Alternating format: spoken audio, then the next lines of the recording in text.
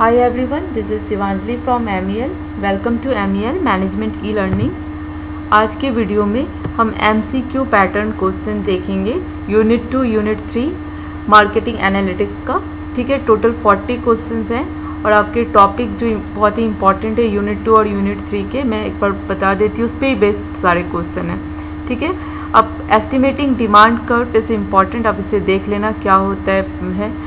Then price optimization, incorporating complementary product क्या है, using pricing subjectively to estimate the demand curve, price और demand में क्या relation है, डिमांड कर्व क्या है, लीनियर डिमांड कर्व क्या है, पावर डिमांड कर्व क्या है, ये सब आप देख लेना। Price bundling, non linear pricing, pure bundling क्या होता है, मिक्स्ड बंडलिंग क्या होता है, profit maximization strategy, pricing strategy like price skimming and price penetration strategy, and segmentation, targeting, positioning, cluster analysis, discriminant analysis and perceptual mapping. तो आपके सारे 40 जो क्वेश्चन हैं इस सारे टॉपिक पे ही हैं और ये सारे टॉपिक बहुत ही इंपॉर्टेंट है, आपके यूनिट 2 और यूनिट 3 के कंबाइन किए हुए टॉपिक्स हैं। ठीक है, स्टार्ट करते हैं हम अपना MCQ pattern practice. What is STP? STP is segmentation, targeting and marketing, segmentation, target and positioning. Question number 2, identify the different group of customer is known as, identify the different group of customer is known as segmentation. ठीक है, selecting one or more segment and designing the marketing program for this segment is called targeting. Yes, is true. जब हम segment होता है जहाँ पे हम different group of customer को सेगमेंट करते हैं, डिवाइड करते हैं on the basis of some similar characteristic, उसको हम सेगमेंटेशन कहते हैं। टारगेटिंग हम उसे कहते हैं जब हम उस सेगमेंट को सेलेक्ट करते हैं अपने मार्केटिंग के लिए, अपने फॉर पोजिशनिंग या फॉर मार्केटिंग, जिसको हमें सर्विस या प्रोडक्ट सेल करना है। ठीक है, तो उसे हम टारगेटिंग कहते हैं। Question number 5, creating a unique image in the mind of target consumer. जहाँ पे हम यूनिक इमेज क्रिएट कर रहे हैं अपने टारगेट कंज्यूमर को, जो सेलेक्ट किया है हमने, कस्टमर को टारगेट जो किया है उसके माइंड में क्या इमेज क्रिएट कर रहे हैं, that is called the positioning. Question number option B. Question number 6, dramatic representation of consumer perception for different brand of product और service vice versa to characteristic is known as, that is the perceptual mapping. ठीक है, dramatic presentation होता है perceptual mapping का, जहाँ पे हम consumer perception different brand और प्रोडक्ट का मैप करते हैं। ठीक है, another question, question number 7, according to perceptual map shown below, Ferrari is perceived by the consumer as, according to perceptual mapping, जहाँ पे हम ये फरारी को डिवाइड कर रहे हैं किस कैटेगरी में। फरारी सिंबल है आपका प्रेस्टीज एंड स्पोर्टी कार का, या बजट और स्पोर्टी कार का, या प्रेस्टीज या कंजर्वेटिव कार का, या बजट और कंजर्वेटिव कार का। तो आप कंज्यूमर बिहेवियर को देखिएगा, कंज्यूमर कैसे परसीव करता है उसके बेसिस पे यहाँ पे सारे 4 व्हीलर का डिवीज़न किया हुआ है। तो यहाँ पे जो फरारी है आपकी वो क्या है, प्रेस्टीज एंड स्पोर्टी, तो ऑप्शन नंबर ए। ठीक है,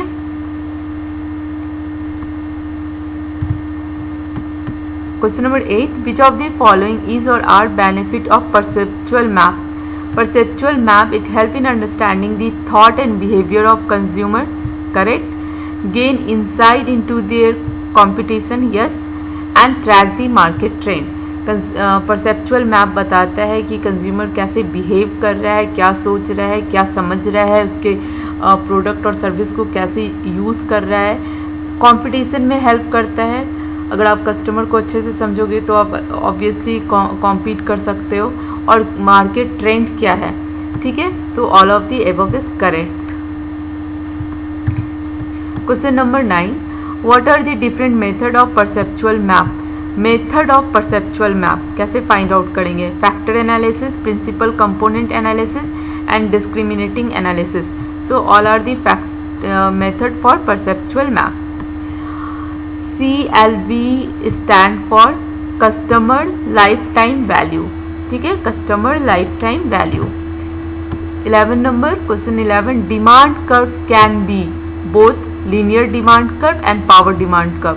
तो बोथ होगा आपका, लीनियर और पावर बोथ होता है।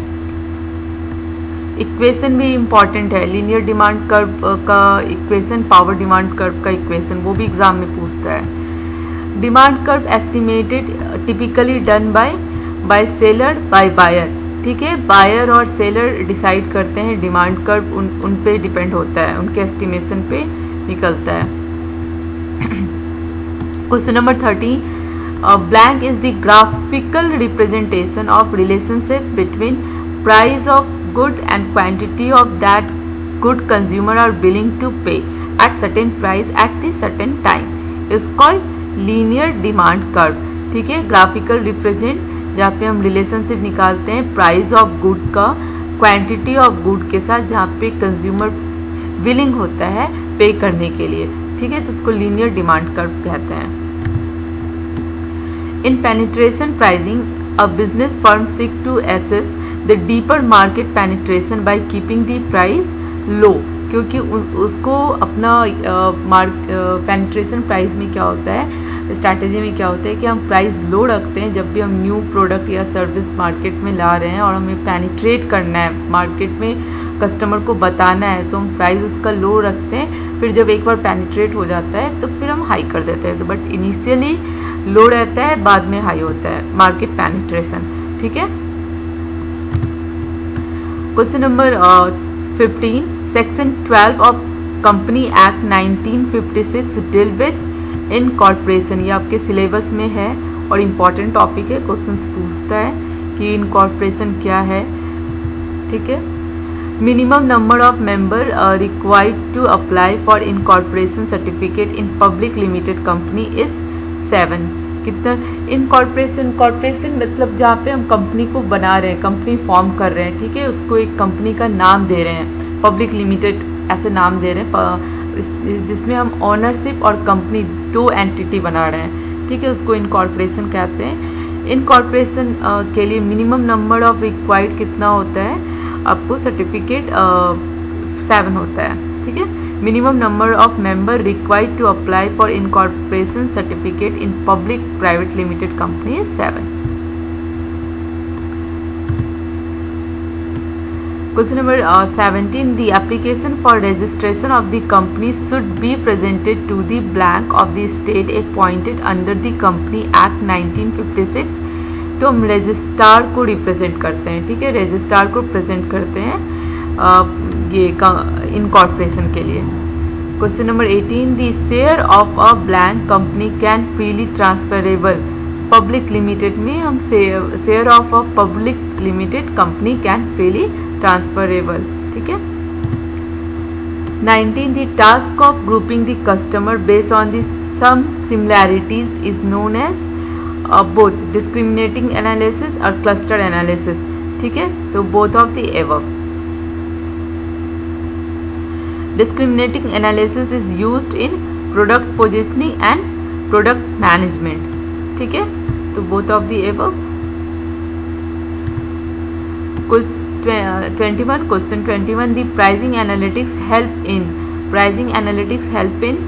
understanding how pricing activity affect the overall business, yes, analyzing the profitability of this specific price point, that is also correct, and optimize the business pricing strategy for maximize the revenue, so all of the above।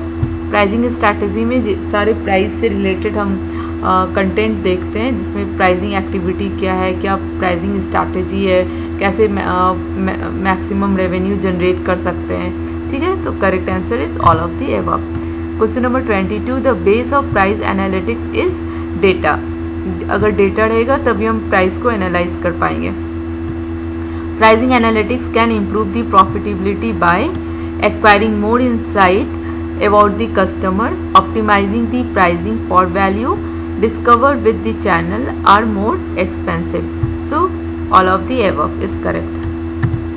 Question number 24, analytics provide the following pricing solution trade off between the price, volume and profit, increase the confidence of sale force. तो ये both correct हो जाएगा आपका, ठीक है। Marketing analytics provide करता है pricing solution कैसे, तो वो आपको बताता है ट्रेड ऑफ कि आप कौन सा प्रायोरिटी पे कर सकते हो, प्राइस, वॉल्यूम, प्रॉफिट को कैसे कंपेयर कर सकते हो।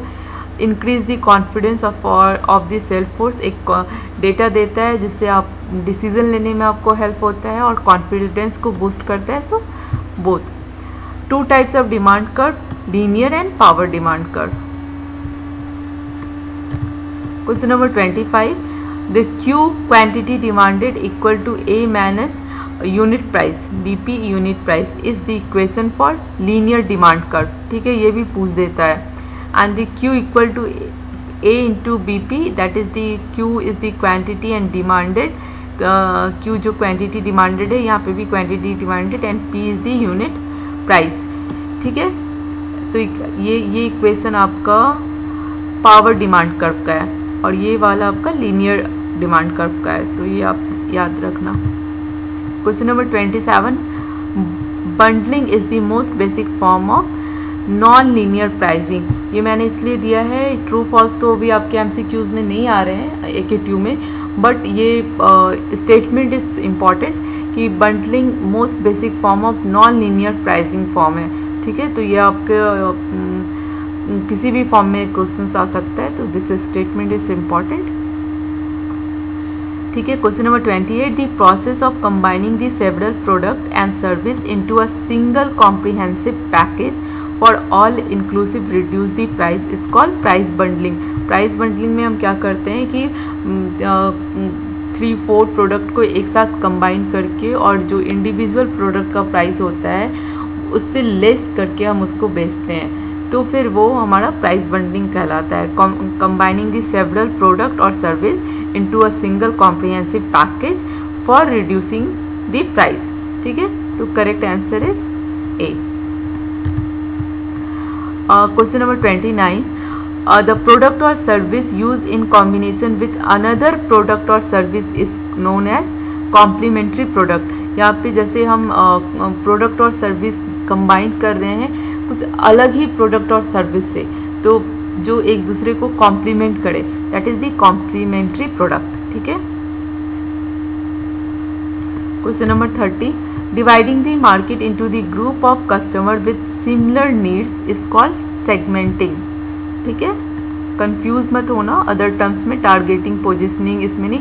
सेगमेंट जहाँ पे हम बड़े मार्केट को, पूरे मार्केट को हम डिवाइड करते हैं on the basis of similar need. ठीक है, तो उसको हम सेगमेंट कहते हैं। जब हम 3-4 सेगमेंट कर लिए, जैसे कि आप ये पूरा बड़ा सा मार्केट है, इसको आपने डिवाइड किया 3 सेगमेंट में। ठीक है, 1, 2 एंड 3, और अब टारगेट हम कर रहे हैं जो मेरा है, जैसे एजुकेशन का है तो मैं टारगेट कर रही हूँ मैनेजमेंट स्टूडेंट को, तो ये मेरा सेगमेंट हुआ। ठीक है, ये मेरा टारगेट हुआ। ठीक है, तो सेगमेंट बड़े मार्केट को स्मॉल ग्रुप में डिवाइड करते हैं on the basis of some similar characteristic और नीड, फिर उसमें से हम profitable potential segment find out करते हैं और उसको टारगेट करते हैं, और अकॉर्डिंग टू पोजिशनिंग हम अपने टारगेट सेगमेंट पे करते हैं। ठीक है, the purpose of segmentation is क्या है, to ensure that resource are use in most effective way. ठीक है, this is the purpose for segmentation, जहाँ पे हम इंश्योर करते हैं कि जो भी हम रिसोर्स यूज करेंगे वो बहुत ही इफेक्टिव वे में हम यूज कर सकें। Question number 32. Segmenting a market according to where people shop. Here focus on where is related to location, that is geographic segmentation. 33. Which of the following is inappropriate for segmenting the industrial market? तो psychographic segmentation क्यों? क्योंकि B2B जो marketing है, हम जब business हमारा consumer है, जहाँ पे हम B2B कर रहे हैं, तो वहाँ पे डिसीजन मेकर बहुत अलग अलग क्राइटेरिया पे लिया जाता है। ठीक है, यहाँ पे एक्सप्लेनेशन है, psychographic segmentation is inappropriate because there are several decision maker in the most industrial buying situation. ठीक है, question number 34. Niche marketing is example of concentrated marketing. ठीक है. Delphi method is use for self forecasting. Question number 36. Classifying the consumer according to their purchasing habit is the example of behavioural.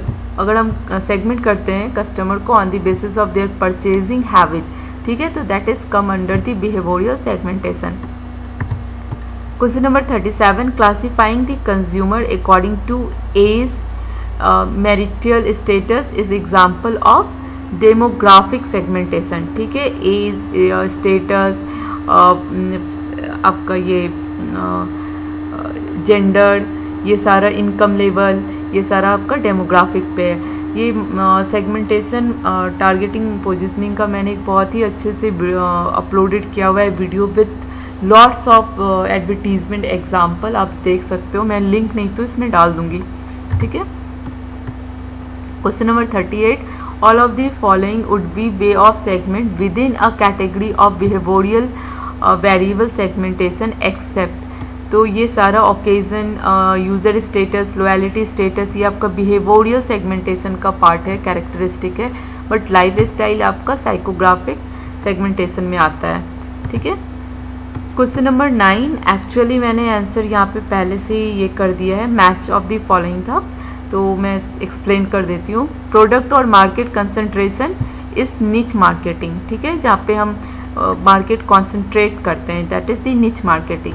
Product specialisation, यहाँ पे product पे focus किया गया है, तो यहाँ पे आपका ऑप्शन होगा producing full line of a specific product type. ठीक है. Because here it is asking the product specialisation, तो मैचिंग आएगा आपका स्पेसिफिक प्रोडक्ट टाइप.